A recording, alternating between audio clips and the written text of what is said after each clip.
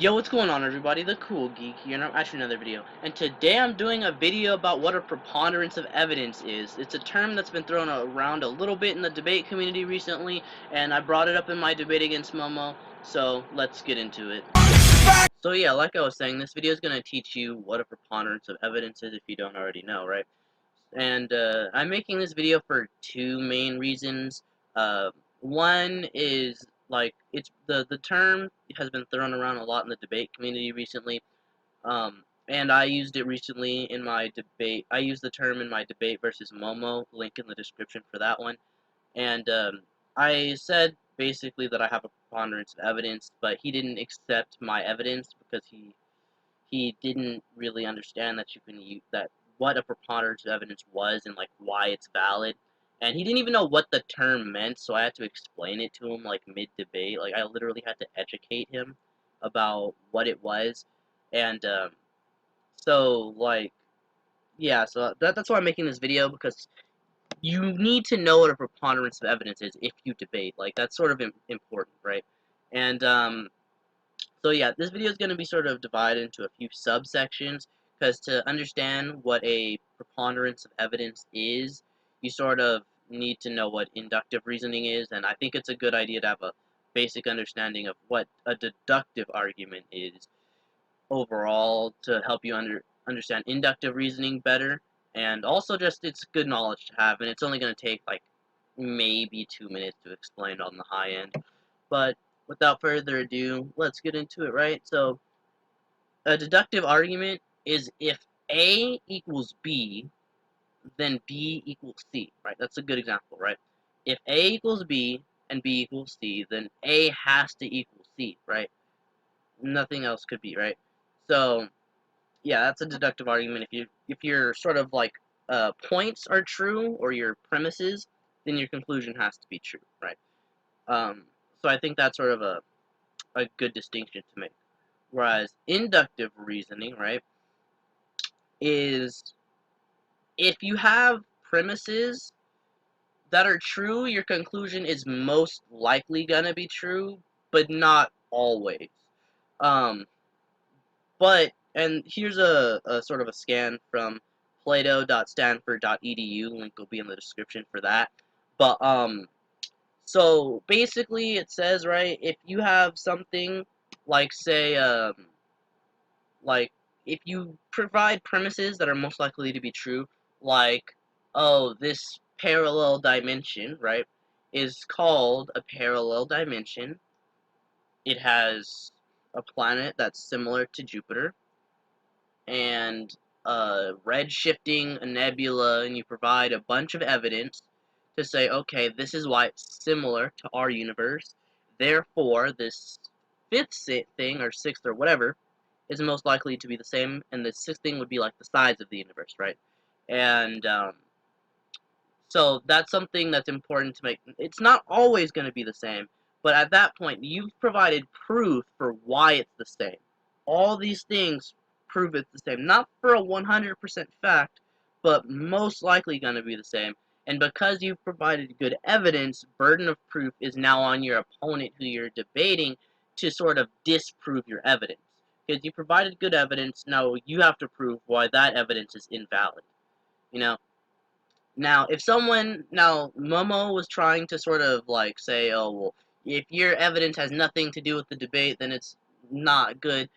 Yeah, sure. If I would have provided scans of, like, a chair, right? If I would have sent them, like, scans of, like, of a chair, or, like, me doing one-hand push-ups or something stupid, then, yeah, you can dismiss the evidence, right? Because it's, just say, dude, what is you doing one-hand push-ups prove that this is the universe, right? It doesn't even make sense. But if it does correlate, like, the planet's the same as Jupiter, all these things are the same, then, then as long as it matches, right, the evidence has to match your sort of conclusion, right? So, or your mini conclusion, not necessarily the conclusion of the debate, right?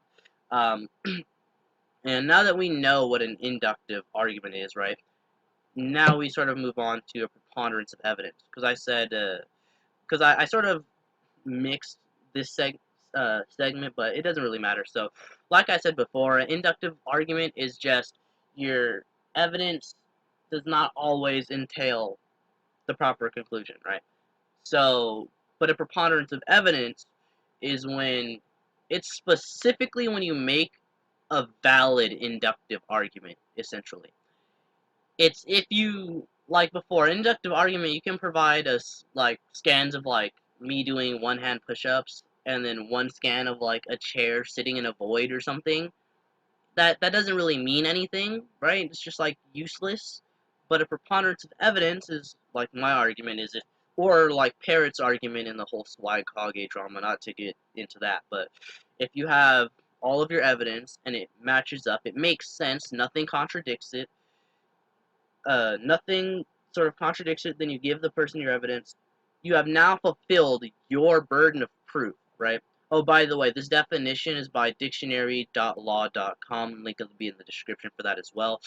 So, this is for if your evidence lines up with the sort of point you're making. And then it's on your opponent to sort of like disprove your argument. Now, Momo and you might be thinking, well, okay, sure, well, why? Why do I have to prove a negative, right? It's you have to prove it definitely. This is Momo's problem. He was like, well, no, you have to make your argument deductive, right? But no, actually, and the reason is Occam's razor.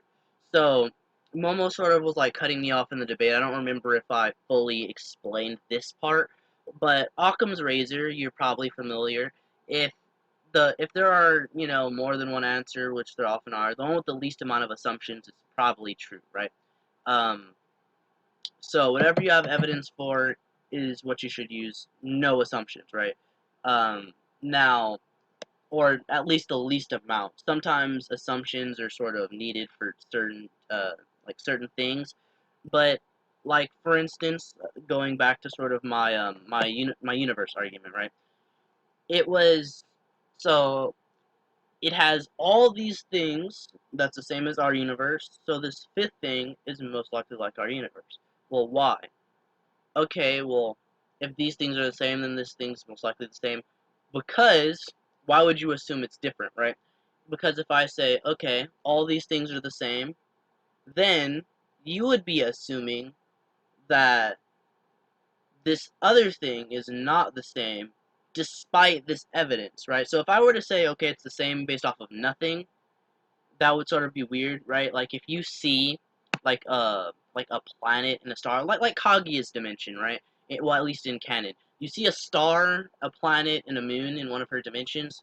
Um, so you wouldn't assume that it's the size of a universe, but like that would be too many assumptions. Occam's razor.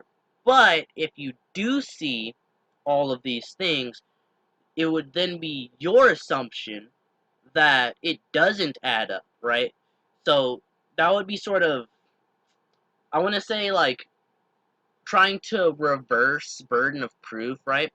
And now I did a fallacy video, so if you don't know what burden of proof is, link will be in the description to my fallacy video. But basically, burden of proof, right? If you make a claim, you need evidence for it. So I fulfilled my burden of proof. So, like, basically, it's like, okay, this is a universe. Okay, why? The burden of proof is on me to explain why it's a universe because X, Y, Z, you know, things are the same in this, so it's most likely this, right? So I provided proof. Now it will be your job to dismiss my proof. I hope that makes sense, right? Um, now, that's all that really is to the argument, right? I explained the why, right? Because, Momo and other people sort of were really confused over this. They just didn't understand. Um, and that's sort of the reason why, when basically, like, someone asked me how the debate went, and I was like, it was Parrot versus Swag Kage 2.0, because, I was in this analogy. I was Parrot and Momo was Swag Kage. You can watch the video to see what I mean. But so yeah. Although I do think I'm, obviously everyone knows this, but I'm nowhere near Parrot. I've gotten obliterated by him like 3 times, I think it is, And then Momo's definitely not as good as Swag Kage, not even close. Swag would body Momo like really badly. But so yeah, that's if you have any more questions, drop them in the comment section below. If you want to talk to me, maybe debate me on a real life topic, um, link in the description to my regular Discord server.